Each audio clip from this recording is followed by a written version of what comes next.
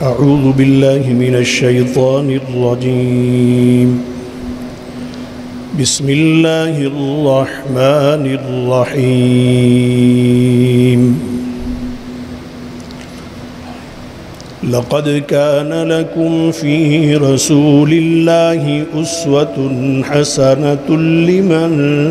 كان يرجو الله واليوم الآخر وذكر الله كثيرا. قال الله تبارك وتعالى: ومن يطع الله والرسول فأولئك مع الذين أنعم الله عليهم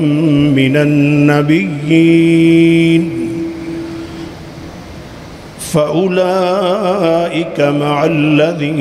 أنعم الله عليهم من النبيين والصديقين والشهداء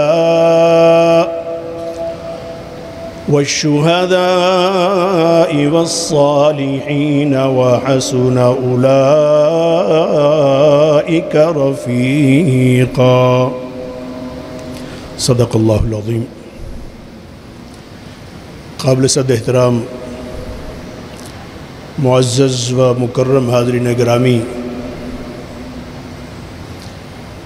5 ستمبر 2025 11 ربیع الاول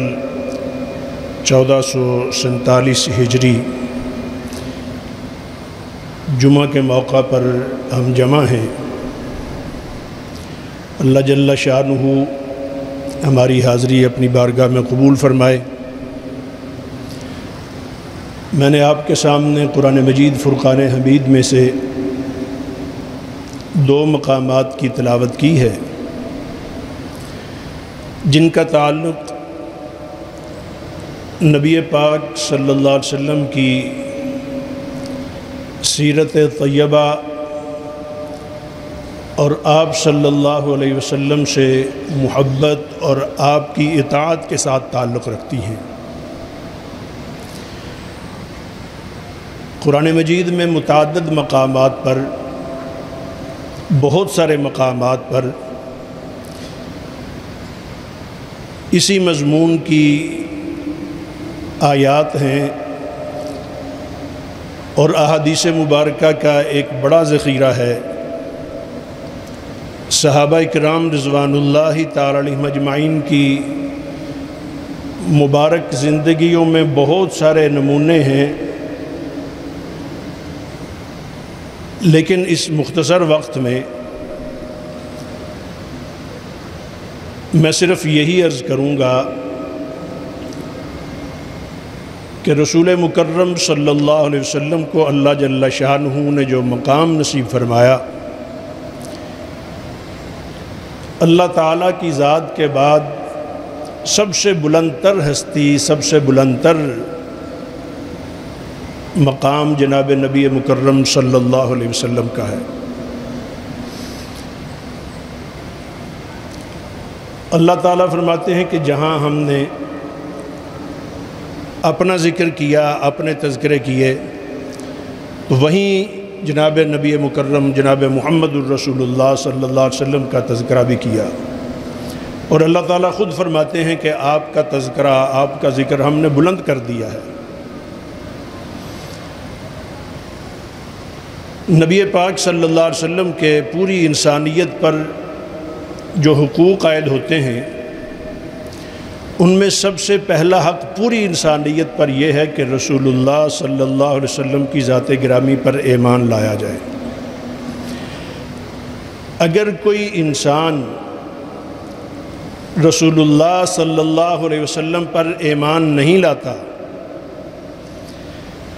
وہ چاہے پہلے تمام انبیاء پر ایمان رکھتا ہو، جو جناب رسول اللہ صلی اللہ علیہ وسلم پر ایمان نہیں لاتا، اللہ تعالیٰ کے ہاں اس کا اسلام، اس کا ایمان اور اس کا کوئی بھی عقیدہ، کوئی بھی عمل قابل قبول نہیں ہے. اس شخص کی بس یہ محدود سی مادی زندگی ہے اس میں اس نے جو کرنا تھا، جو اس کی زندگی کا مقصد تھا، اس نے اس مقصد کو حاصل نہیں کیا ہے۔ تو گویا انسان کی زندگی کے مقاصد میں سے ہے کہ وہ اللہ تعالیٰ کی ذات پر ایمان لاتے ہوئے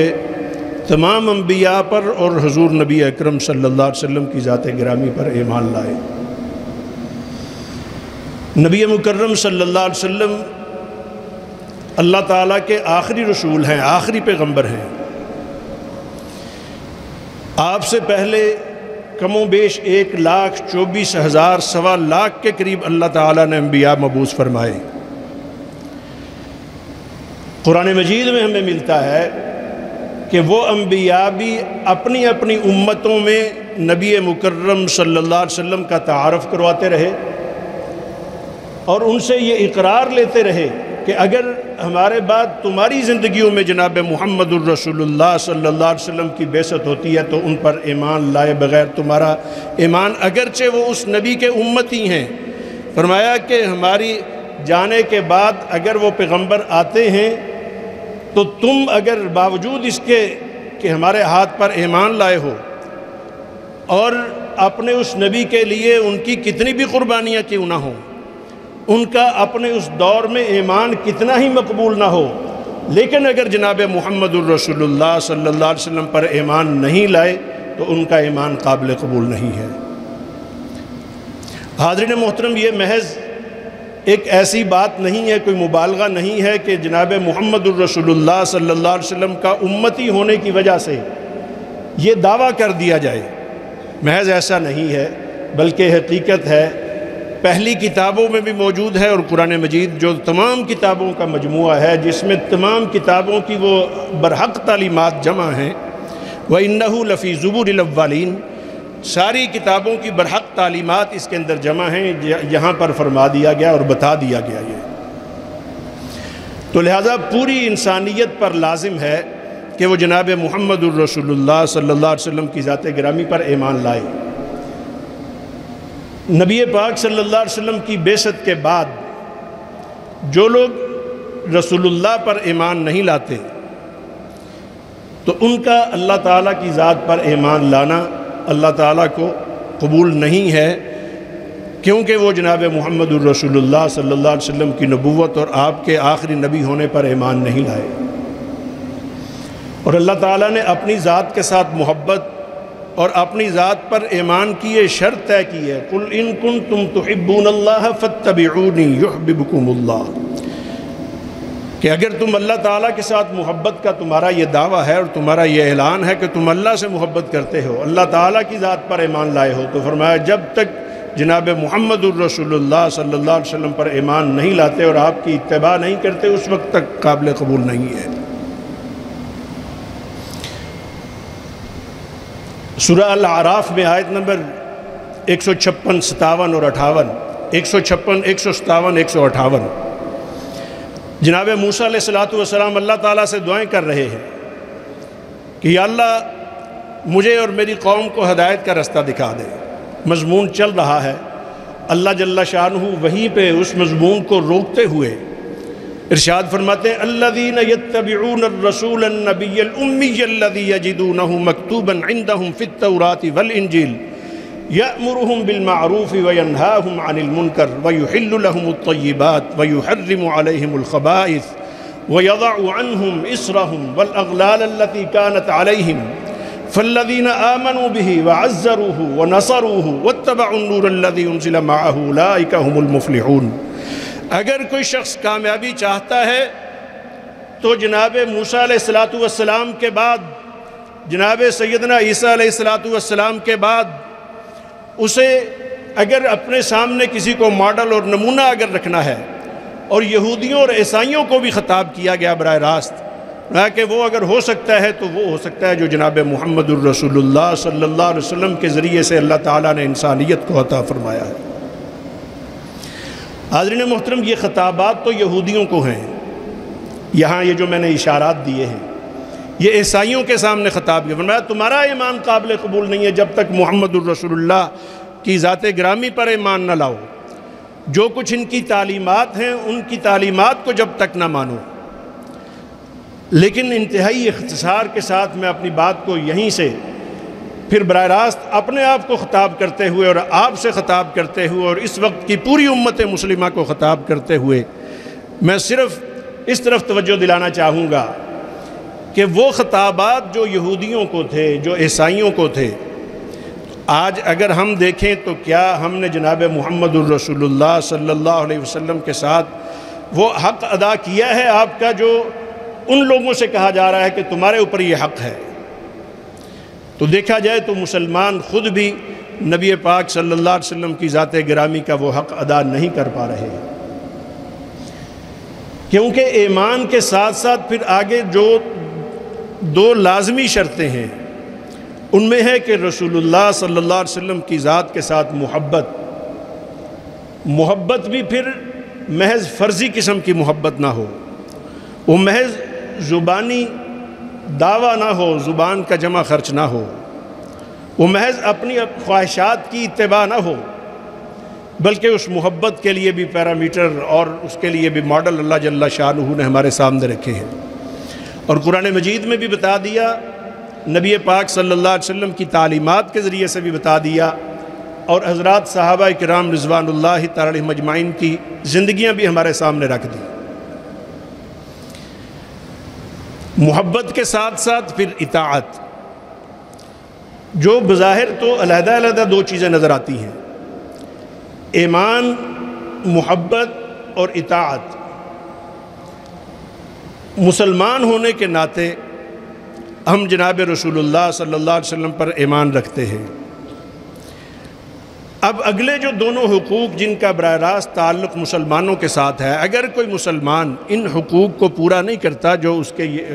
پر رسول اللہ کے یہ حقوق عائد ہوتے ہیں، اگر ان حقوق کو وہ پورا نہیں کرتا ہے تو اس کا یہ ایمان لے آنا اسلام پر خود ایک بوجھ ہے۔ اس موقع پر میں اپنے گریبان میں جھانک کر دیکھوں گا، اور مخاطبین میں سے ہر شخص خود اپنے گریبان میں جھانک کر دیکھے، اور جہاں جہاں تک یہ آواز پہنچے یہ دیکھنے کی ضرورت ہے کہ نبی پاک صلی اللہ علیہ وسلم کی ذات گرامی پر ایمان لے آنے کے بعد جو آپ کے ساتھ جو محبت ہمارے اس ایمان کی شرائط میں سے لازمی شرط ہے، اور ساتھ پھر جناب رسول اللہ صلی اللہ علیہ وسلم کی اطاعت وہ ایمان کی شرائط میں سے لازمی شرط ہے، جب اس کی بات آتی ہے تو پھر ہماری بہت ساری مجبوریاں اور آج کی مادیت اور اس وقت کی ترجیحات ہمارے آڑے آ جاتی ہیں۔ ہم جناب نبی اکرم صلی اللہ علیہ وسلم کی ذات گرامی کے ساتھ محبت کے اعتبار سے ہم انتہائی کمزور ہیں، بلکہ ہم نے زاویے ہی تبدیل کر دیے ہیں۔ ہم سمجھ رہے ہوتے ہیں کہ کسی خاص موقع پر جا کے جناب محمد الرسول اللہ صلی اللہ علیہ وسلم کا تذکرہ کر لینا، ہم سمجھ رہے ہوتے ہیں کہ کوئی خاص وقت آیا تو بڑی محبت اور عقیدت کے ساتھ آپ کا تذکرہ سن لیا، ہم کسی پروگرام میں کسی محفل میں شریک ہو گئے، ہم نے کسی خاص انداز میں کوئی جلوس اور جھنڈیاں لگا کے، کوئی روشنیاں کر کے، چراغاں کر کے ہم نے کچھ عقیدت کا اظہار کر دیا تو یہ کافی ہے، جبکہ صرف یہی نہیں کہ یہ کافی نہیں ہے، بلکہ اس میں بہت ساری چیزیں ہیں جو ہماری خواہشات اتباع ہیں، جو یہود و نصارہ کا طریقہ ہے اور جو غیر اسلامی طریقہ ہے۔ ہمیں ان چیزوں کو دیکھنا ہوگا۔ ہم کوئی ایسی قوم نہیں ہے کہ جن کے سامنے کوئی رہنمائی نہیں ہے، اور جن کا جو رہنما آیا وہ ان کے لیے ایسے نقوش چھوڑ کر نہیں گیا ہے کہ جن نقوش پر چل کر وہ ایک کامیاب زندگی گزار سکیں۔ ہم کہیں اندھیرے میں نہیں رہتے ہیں۔ جناب محمد الرسول اللہ صلی اللہ علیہ وسلم نے جو قربانیاں دیں، جو آپ صلی اللہ علیہ وسلم کی اپنی جسد اطہر سے جو خون بہا، اس سے جو روشنی ہوئی کائنات کے اندر، جناب محمد الرسول اللہ صلی اللہ علیہ وسلم کی شخصیت اتنی منور ہے کہ کافر بھی اس چیز کا اقرار کیے بغیر نہیں رہ سکتے کہ جو مقام محمد الرسول اللہ صلی اللہ علیہ وسلم کا ہے وہ ان کے اپنے انبیاء کا بھی نہیں ہے۔ یہ دوسرے انبیاء کے ماننے والوں نے اس کا اقرار کیا، اور اس پر کتابیں موجود ہیں۔ مختلف ایسے مصنفین کی تصنیفات موجود ہیں، ان کی تقاریر اور بیانات موجود ہیں، جنہوں نے ذرا سا انصاف کے ساتھ تاریخ کا مطالعہ کیا، انسانی زندگی کا مطالعہ، انسانی تاریخ کا مطالعہ کرتے ہوئے انہوں نے جائزہ لیا، تو انہوں نے نتیجتاً یہ کہا، انہوں نے کہا محمد الرسول اللہ صلی اللہ علیہ وسلم سے عظیم آدمی کوئی نہیں ہے، اس لیے کہ یہی وہ ہستی ہیں کہ جن کی اپنی ذات اور تعلیمات کے ذریعے سے ہر انسان کو وہ رہنمائی ملتی ہے جو کہیں اور سے نہیں ملتی ہے۔ تو حاضرین محترم، نبی پاک صلی اللہ علیہ وسلم سے خالص محبت آپ کی اطاعت کا تقاضا کرتی ہے۔ قرآن مجید کی یہ آیت مبارکہ جو میں نے آپ کے سامنے پڑھی ہے، وَمَن يُطِعِ الرَّسُولَ وَمَن يُطِعِ اللَّهَ وَالرَّسُولَ فَأُولَٰئِكَ مَعَ الَّذِينَ أَنْعَمَ اللَّهُ عَلَيْهِم مِّنَ النَّبِيِّينَ وَالصِّدِّيقِينَ وَالشُّهَدَاءِ وَالصَّالِحِينَ وَحَسُنَ أُولَٰئِكَ رَفِيقًا۔ مفسرین اکرام کہتے ہیں اس آیت مبارکہ کا شان نزول ہی یہ ہے کہ حضرت ثوبان رضی اللہ تعالیٰ عنہ جلیل القدر صحابی ہیں نبی مکرم صلی اللہ علیہ وسلم کے، ان کے آزاد کردہ غلام، اور نبی پاک صلی اللہ علیہ وسلم کی خدمت میں آ جاتے تھے اور ایسے ٹکٹکی باندھ کے رسول اللہ صلی اللہ علیہ وسلم کو ایسے دیکھتے ہی رہتے تھے، اور پھر وہ خدمت بھی کرنی ہوتی تھی، اپنے گھر کے کام کاج بھی ہوتے تھے، تو پھر اٹھتے اور جاتے اور کہتے ہیں کہ میں اپنے دل پہ ہاتھ رکھ کے میرا رسول اللہ صلی اللہ علیہ وسلم کے پاس سے اٹھنے کو دل نہیں کرتا تھا۔ آج تو دیکھیں حدیث مبارکہ بیان ہونے لگتی ہے، ہم چھوڑ کے بھاگ جاتے ہیں۔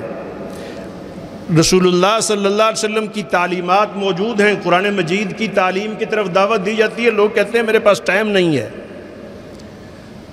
نبی پاک صلی اللہ علیہ وسلم کی سیرت سنانے کی بات ہوتی ہے، لوگ کہتے ہیں ہمارے پاس وقت نہیں جی، جلدی میں ہے، کیا کرنے، باہر جا کے کیا کرنا ہے، وہ سب جانتے ہیں کہ کیا کرنا ہے، اس میں سے ہم نے محنت مزدوری کتنی کرنی ہے اور باقی جو وقت ضائع کرنا ہے وہ کتنا کرنا ہے، ہر شخص جانتا ہے،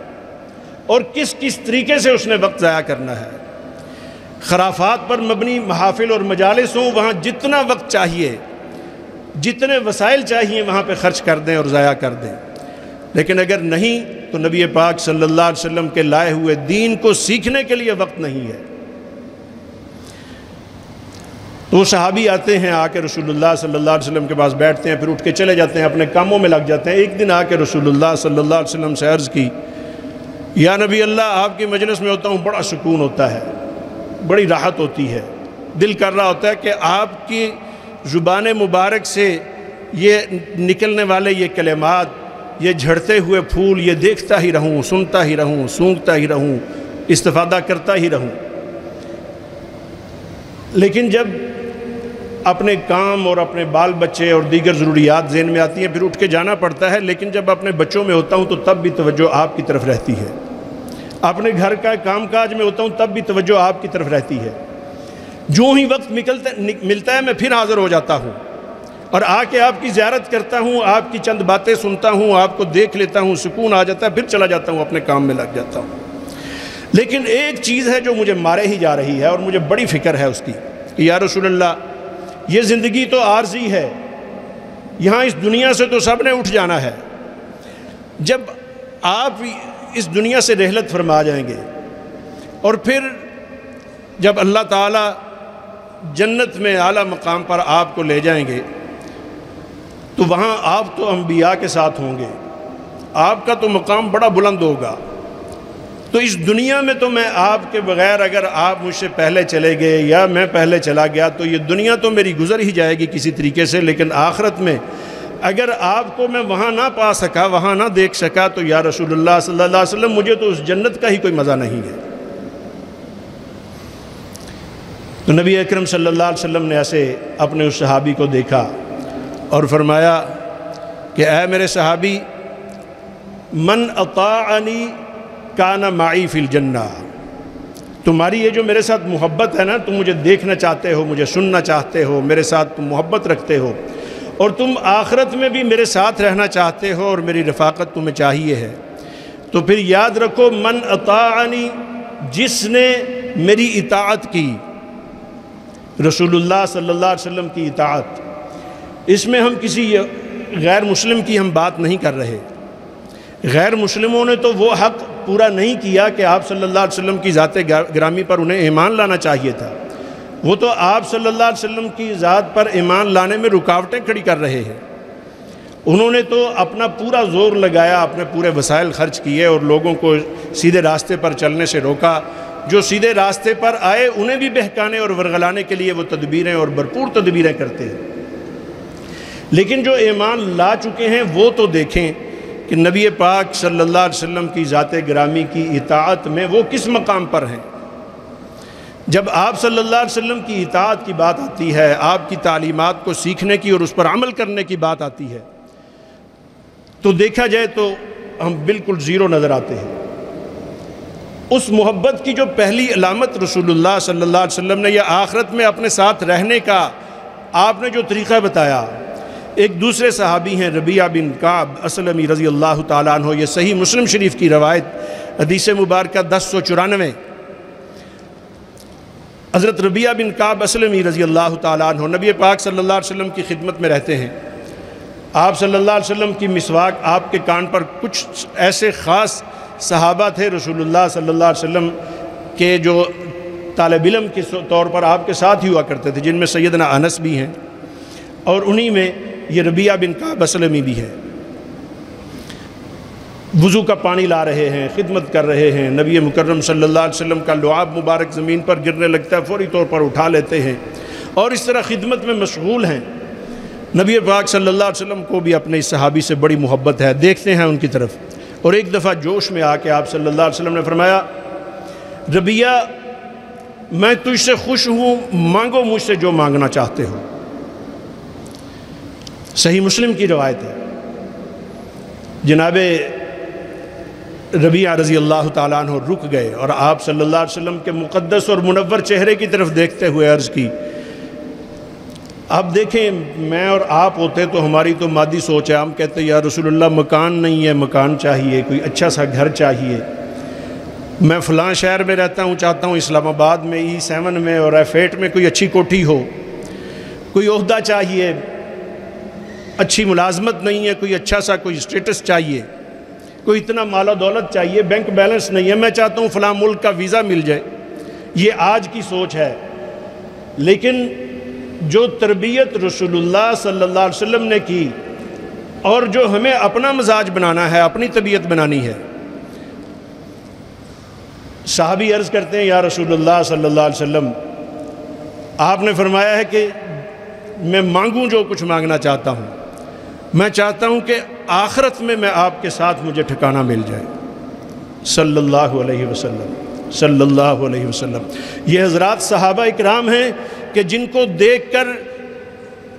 قیامت تک مسلمان رہنمائی حاصل کریں گے کہ ہمیں جو رسول اللہ صلی اللہ علیہ وسلم نے تعلیمات دی ہیں ان پر عمل کیا ہوتا ہے اور عمل کا نتیجہ کیا ہوتا ہے۔